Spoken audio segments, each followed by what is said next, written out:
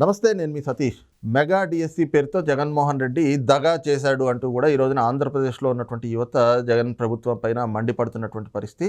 మరి ఈ రోజున ఏదైతే క్యాబినెట్లో 6,100 ఉపాధ్యాయ ఉద్యోగాల భర్తీకి డిఎస్సి నోటిఫికేషన్కి క్యాబినెట్ ఆమోదం తెలిపింది అంటూ నిన్న జగన్ ప్రభుత్వం చేసినటువంటి ప్రకటన పైన కూడా నిరుద్యోగ యువత ఆగ్రహాన్ని వ్యక్తం చేస్తూ ఉన్నారు.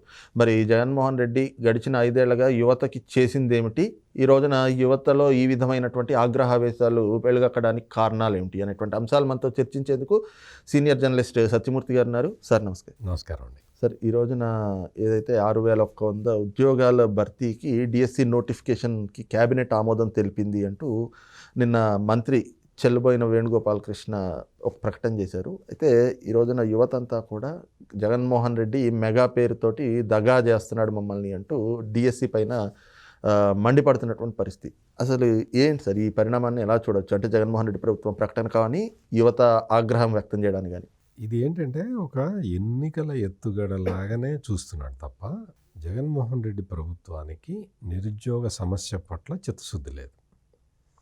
ఈ మాట ఎందుకు అనాల్సి వస్తున్నది అంటే, నువ్వు ఎలక్షన్ల ముందర ఏం చెప్పావు, ఎలక్షన్ల ప్రచారంలో ఏం చెప్పావు, అధికారంలోకి వచ్చిన తర్వాత నువ్వు చేసింది ఏంటి, ఈ 2 అంశాలని మనం బేరీజు వేసుకున్న తర్వాత మనం ఈ నిర్ణయానికైతే రావచ్చు. ఎందుకు అంటే, ఇప్పుడు నిరుద్యోగ యువకులు ఉన్నారు. ఇదివరకు ఏంటి అంటే, ఒక శ్రీకాకుళం జిల్లా నుంచి లేబర్ కొంతమంది ఇతర రాష్ట్రాలకి వాటికి వలస వెళ్ళేవాళ్ళు, ప్రకాశం జిల్లాలో కొన్ని ప్రాంతాల నుంచి వలస వెళ్ళేవాళ్ళు, అనంతపూర్ జిల్లాలోని కొన్ని ప్రాంతాల నుంచి వలస వెళ్ళేవాళ్ళు, అంటే బెంగళూరుకి అటు సైడ్ వలస వెళ్ళేవారు. ఇప్పుడు ఏంటో తెలుసా, మొత్తం ఆంధ్రప్రదేశ్లోని అన్ని ప్రాంతాల నుంచి యువత వలస వెళ్ళిపోతున్నారు. అంటే చదువుకున్న యువత అంతా కూడా హైదరాబాదులోనో బెంగళూరులోనో చెన్నైలోనో ఉద్యోగ అవకాశాలు వెతుక్కుంటూ వెళ్ళిపోతున్నారు. ఇది దౌర్భాగ్యం. మనం ఇక్కడ స్పష్టంగా మనం చూడాల్సిన విషయం ఏంటంటే, అప్పట్లో చంద్రబాబు నాయుడు అమరావతి క్యాపిటల్ తీసుకొచ్చి అక్కడ పనులు మొదలుపెట్టిన క్రమంలో హైదరాబాద్ నుంచి బెంగళూరు నుంచి చెన్నై నుంచి యువకులు రివర్స్ వచ్చారు, అమరావతి ఏరియాలోకి వచ్చారు. అక్కడ వాళ్ళు జీవనోపాధి వెతుక్కున్నారు. అందరికీ కూడా జీవనోపాధి పుష్కలంగా దొరికింది. మీకు చంద్రబాబు నాయుడు టైంలో విశాఖపట్నాన్ని ఒక సాఫ్ట్వేర్ హబ్గా ఎట్లా తయారు చేయాలి అనే ఆలోచనతోటి ఆయన అక్కడ సాఫ్ట్వేర్ కంపెనీలకి హైదరాబాదులో ఒక హైటెక్ సిటీ ఉన్నట్టు అక్కడ మిలీనియం టవర్స్ పెట్టడమే కాకుండా అక్కడ ఇంక్యుబేషన్ హబ్, ఇంక్యుబేషన్ అంటే చిన్న చిన్న కంపెనీలు, స్టార్టప్ కంపెనీలు ఇవన్నీ రావటానికి, అక్కడ డెవలప్ కావటానికి అనువైన వాతావరణం కల్పించటం వల్ల ఇతర రాష్ట్రాల నుంచి విశాఖపట్నం వచ్చారు. అంటే అమరావతి క్యాపిటల్ మొత్తం అక్కడ నిర్మాణాలు మొదలైపోతే ఇతర రాష్ట్రాల నుంచి అమరావతి వచ్చారు. విశాఖపట్నంలో మొత్తం ఈ టెక్నాలజీ హబ్గా దీన్ని మార్చాలని చంద్రబాబు ప్రయత్నం చేయంగానే ఇతర రాష్ట్రాల నుంచి యువత అక్కడికి వచ్చారు. అదేవిధంగా రాయలసీమలో చాలా ఈ కియా, ఉదాహరణకి చెప్పాలంటే కియా పరిశ్రమతో పాటు చాలా వచ్చేసినాయి. అప్పుడు వచ్చినప్పుడు మొత్తం రాయలసీమ మొత్తం కూడా ఒక ఇండస్ట్రియల్ హబ్గా మారిపోయే పరిస్థితులు రావటంతో వలస వెళ్ళిపోయిన యువతంతా రిటర్న్ వచ్చారు. అటువంటి పరిస్థితులు. కానీ జగన్మోహన్ రెడ్డి వచ్చిన తర్వాత అమరావతిలో రాజధాని ఆపేశాడు. యువతంతా బెంగళూరు, హైదరాబాదు, చెన్నై రివర్స్ వెళ్ళిపోయారు. వలసలు స్టార్ట్ అయిపోయినాయి. విశాఖపట్నంలో మిలీనియం టవర్స్ని నాశనం చేసేసాడు. మొత్తం అక్కడ ఈ ఇంక్యుబేషన్ హబ్బు, స్టార్టరప్లు అన్నీ పోయినాయి. మొత్తం అసలు అక్కడ సాఫ్ట్వేర్ కంపెనీలు ఏమన్నా ఆఫీసులు పెట్టుకుంటే వాళ్ళని కూడా తరిమేసి అందులో ప్రభుత్వ కార్యాలయాలు పెట్టేశాడు.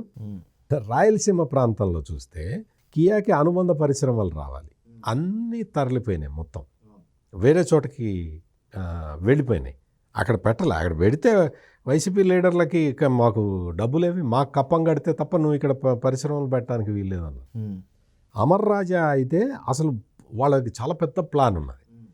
అసలు ఇప్పుడు ఏం చేస్తున్నారంటే అమర్ రాజా వాళ్ళు తెలంగాణ వచ్చేసారు.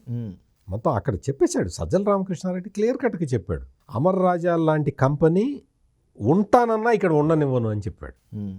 ఈ రోజున తెలంగాణలో అమర్ రాజా విస్తరించింది. అసలు ఇంకోటి ఏంటంటే డెవలప్డ్ కంట్రీస్లో అంటే వాళ్ళు అసలు పొల్యూషన్ అలౌ చేయరు కదా, అటువంటి ప్రదేశాల్లో కూడా అమర్ రాజా వెళ్తున్నది. అంటే వాళ్ళు ఎక్స్పాండ్ చేసుకుంటున్నారు ప్రొడక్షన్ కెపాసిటీని. అంటే పొల్యూషన్ ఉంటే మరి వాళ్ళు ఎందుకు రాణిస్తారు? అసలు పొల్యూషన్ ఉంటే తెలంగాణ ఎందుకు రాణిస్తుంది? వీళ్ళకి తెలీదా? తెలంగాణలో ఉన్న వాళ్ళకి ఇక్కడ పాలకులకి తెలీదా అదే పొల్యూటెడ్ ఇండస్ట్రీ రానివ్వకూడదని? అంటే ఇవన్నీ ఒక కారణం చూపించి అమర్ రాజా కంపెనీని అక్కడి నుంచి వెళ్ళగొట్టేలాగా చేశారు. ఈ విధంగా అసలు చాలా విషయాల్లో చాలా కంపెనీలని అక్కడి నుంచి మొత్తం వెళ్ళగొట్టారు. దీనివల్ల ఏమైంది అంటే ఏదో జగన్మోహన్ రెడ్డి తమల్ని ఉద్ధరిస్తాడని చెప్పి ఒక దీంతో ఓటేసిన నిరుద్యోగ యువత అంతా కూడా జగన్మోహన్ రెడ్డి మనల్ని మోసం చేశాడు అనే ఒక నిర్ణయానికి వచ్చేసారు. అసలు మొత్తం ఎక్కడా కూడా కొత్త పరిశ్రమ రాలేదు, కొత్త అసలు ఐటీ సాఫ్ట్వేర్ ఇండస్ట్రీ లేదు.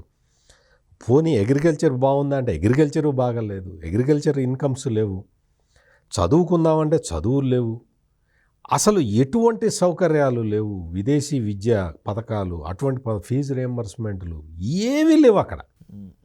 అంటే చదువుకున్న యూత్ బతకటానికి ఒక్క అవకాశం కూడా ఆంధ్రప్రదేశ్లో లేకపోవటం వల్ల మొత్తం తీవ్రమైన ఆగ్రహంతో ఉన్న ఈ యువకుల్ని ఏదో ఒక విధంగా వీళ్ళని డైవర్ట్ చేసి మళ్ళీ ఎలక్షన్లు వచ్చేస్తున్నాయి కాబట్టి అప్పటికి ఏదో ఒక మసిపూసి మారేడికాయ చేసి మళ్ళీ వీళ్ళ ఓట్లు ఎట్లా సాధించాలా అన్న ఒక కుట్ర కోణంలో ఈ నిర్ణయం తీసుకున్నారు. మంత్రివర్గ నిర్ణయం ఇది చిత్తశుద్ధితో తీసుకున్నది కాదు. అసలు డిఎస్సి ఎందుకు అని అడిగాడు సజ్జల రామకృష్ణ. ఏదో ఒక టీవీ ఛానల్లో వాళ్ళు ఇంటర్వ్యూ చేస్తే డిఎస్సి ఎందుకు ఇవ్వాలి అని అడిగాడు. అంటే అటువంటి దారుణమైన పరిస్థితుల్లో మొత్తం యువతంతా కూడా ఈ ప్రభుత్వం మనల్ని మోసం చేసింది అనే ఒక స్థిరమైన నిర్ణయానికి వచ్చున్న ఈ నేపథ్యంలో మళ్ళీ యూత్ని మోసం చేయటానికి అదే చూస్తే గతంలో ఈయన పాదయాత్ర చేస్తున్నప్పుడు 2,32,000 ప్రభుత్వ ఉద్యోగాలు ఖాళీ ఉన్నాయి, ఏటా 1వ తారీఖున జనవరి 1నే జాబ్ క్యాలెండర్ విడుదల చేస్తా అన్నారు. ఈరోజు జాబ్ క్యాలెండర్ అడుగుతూ నిరుద్యోగులు నిరసన తెలపడానికి వస్తే కేసులు పెడతామని కూడా బెదిరించినటువంటి సందర్భాలు చూసాం. కేసులు పెట్టడం కదా వాళ్ళ మీద యూత్ అంతకు ముందర 2-3 సంవత్సరాల కింద నుంచి అడుగుతూ ఉన్నారు, బాగా బలంగా అడుగుతూ ఉన్నారు, మీరు ఎందుకు చేయట్లేదంటే వాళ్ళ మీద ఎస్సీ ఎస్టీ అట్రాసిటీస్ కేసులు పెట్టారు. ఉద్యోగాలు అడగటానికి వచ్చిన నిరుద్యోగ యువకుల మీద ఎస్సీ కేసులు పెట్టారు. అంటే నువ్వు అడగటానికి వీల్లేదు, ప్రశ్నించడానికి వీల్లేదు, మేము ఇచ్చినప్పుడు తీసుకో అన్న ఒక డైరెక్షన్ అన్నమాట. నువ్వు జాబ్ క్యాలెండరు చెప్పింది ఎవరన్నా అడిగారా? నువ్వే చెప్పావు. నేను నిరుద్యోగులందరికీ అసలు 2 లక్షల ఖాళీలు ఉన్నాయి, ఎందుకు భర్తీ చేయలే? నీకు 5 సంవత్సరాల కాల పరిమితి సరిపోలేదా? నువ్వు మొత్తం అన్ని పోస్టులు ఖాళీ ఉన్నాయి అన్నప్పుడు నువ్వు ఎందుకు భర్తీ చేయలేదు? నువ్వు భర్తీ చేయాల్సిన పోస్టులన్నీ కూడా నువ్వు అట్లా పెట్టుకొని ఎందుకు? నీకు మొదటి నుంచి ఒక ఐడియా ఉంది, మళ్ళీ ఎలక్షన్లు వచ్చినప్పుడే ఈ ట్రంప్ కార్డు తీద్దాము, వాళ్ళని మళ్ళీ మోసం చేయటం ఎట్లా అన్న కుట్ర కోణం తప్ప నిరుద్యోగ యువకులను ఆదుకుందాము, వాళ్ళని ఇప్పుడు నిరుద్యోగ యువకులను ఆదుకోవటం అంటే ఏంటండి? ప్రొడక్టివిటీ పెంచటం, అంటే రాష్ట్రాన్ని అభివృద్ధి వైపు తీసుకెళ్ళటం. రాష్ట్రాన్ని అభివృద్ధి వైపు ఎట్లా తీసుకెళ్తావు? ఉద్యోగాల కల్పన, అంటే ఉద్యోగాలు కల్పిస్తే నీకు ఇండస్ట్రియల్ ప్రొడక్షన్ పెరుగుతుంది, సాఫ్ట్వేర్ ఉత్పత్తులు పెరుగుతాయి, మొత్తం ఓవరాల్గా ప్రొడక్టివిటీ పెరుగుతుంది. అది కదా సెంట్రల్ ఐడియా, అది ఉండాలి కదా. నీ రాజకీయ అవసరాల కోసం మాత్రమే నేను నోటిఫికేషన్లు ఇస్తాను అంటే ఇది ఎవరు యాక్సెప్ట్ చేయట్లేదు. అందుకనే జగన్మోహన్ రెడ్డి ఈ ఆఖరి నిమిషంలో, ఆయనకి ఎక్స్పైరీ డేట్ దగ్గరికి వచ్చిన ఈ ఆఖరి నిమిషంలో ఈ ప్రకటన చేయటం అనేది ఎవరూ హర్షించట్లేదు. ప్లస్ అందరూ కూడా ఇప్పుడు గుర్తొచ్చామా మేము అని చెప్పి ట్రోలింగ్ చేస్తున్నారు. రైట్. ఇది చూస్తున్నాం కదా, కేవలం ఎన్నికల్లో స్టంట్గానే ఈ రోజున యువతని మళ్ళీ మోసం చేయడానికి ఈ విధంగా మెగా డిఎస్సి పేరుతోటి నోటిఫికేషన్కి క్యాబినెట్ ఆమోదం తెలిపింది అంటూ కూడా ఇలాంటి ప్రకటనలు చేస్తూ ఉన్నారు. నిజంగా జగన్మోహన్ రెడ్డికి అయితే కనుక ఈ నిర్ణయం చిత్తశుద్ధితో తీసుకున్నట్లు ఎక్కడా కనిపించట్లేదు. అందుకే యువత అంతా కూడా జగన్ నిర్ణయాన్ని వ్యతిరేకిస్తున్నటువంటి పరిస్థితులు ఆంధ్రప్రదేశ్లో కనిపిస్తున్నాయి అన్నటువంటి భావాన్ని సీనియర్ జర్నలిస్ట్ సత్యమూర్తి గారు వ్యక్తం చేస్తూ ఉన్నారు. Thank you.